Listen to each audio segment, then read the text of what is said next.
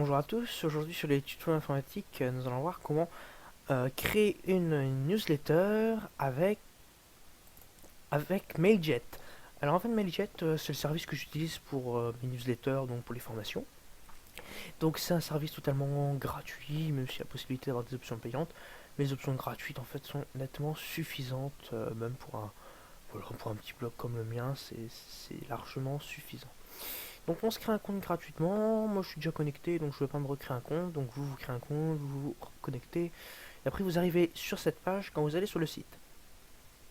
Donc on va déjà faire un petit tour du site, donc vous avez un onglet tableau de bord, donc vous avez toutes les informations sur les derniers mails que vous avez envoyés aujourd'hui, voilà. Et pour créer une newsletter, on va se rendre dans campagne, mais avant on va aller faire un petit tour dans la rubrique contact, parce que c'est là que vous allez devoir saisir les contacts de votre blog, ou du moins de votre newsletter. Donc vous avez moyen de créer des carnets d'adresses. Donc là vous voyez que j'en ai un, 2, 3. Donc pour mes différentes formations. On va tout simplement commencer par créer une liste de contacts donc, en cliquant ici. Donc là par exemple je vais mettre. On va continuer. On va saisir les contacts. Donc là je vais saisir juste mon adresse email.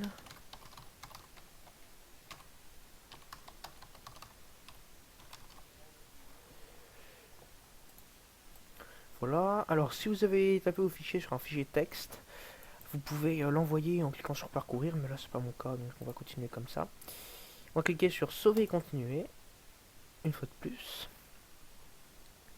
Donc là on dit que des contacts sont en cours d'ajout à cette liste. Là si on rafraîchit la page, je pense qu'ils vont apparaître. Voilà, donc on voit que mon adresse email apparaît. Maintenant on va se diriger vers campagne, pour créer la campagne. Donc là on voit les différentes campagnes que j'ai envoyées pour les nouvelles vidéos de la formation Blog Forever que je suis en train de faire. On va cliquer sur le gros bouton créer une campagne. Là on va choisir le titre de sa campagne.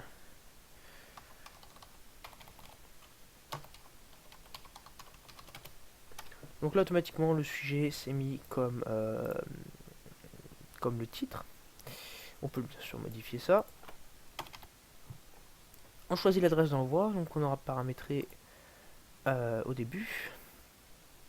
Et on peut ajouter, donc là par défaut c'est l'adresse avec laquelle on a créé le compte. Et on peut donc donc là il nous met l'adresse on a pris quand on a créé. Et on peut ajouter un email d'envoi en cliquant ici.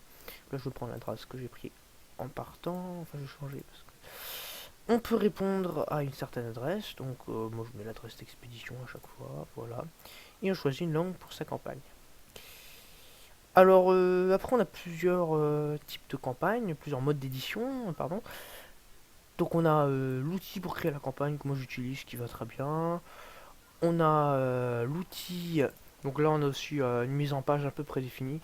Et là c'est pour importer un code HTML, mais ça c'est vraiment pour les experts. Donc moi je vais prendre celui-ci, maintenant vous pouvez prendre celui-là si vous voulez aussi. Moi je trouve que celui-ci il est très facile même pour des débutants en informatique. Donc on va cliquer sur celui-là, on clique sur sauver, continuer. Voilà, donc on arrive à la création. Donc ici qu'on voit en fait des blocs de contenu. Donc en fait où on peut ajouter en cliquant sur la petite flèche un bloc. Donc là par exemple si j'appuie ici, je vais ajouter un bloc de texte. Là par exemple je peux ajouter une image de tête.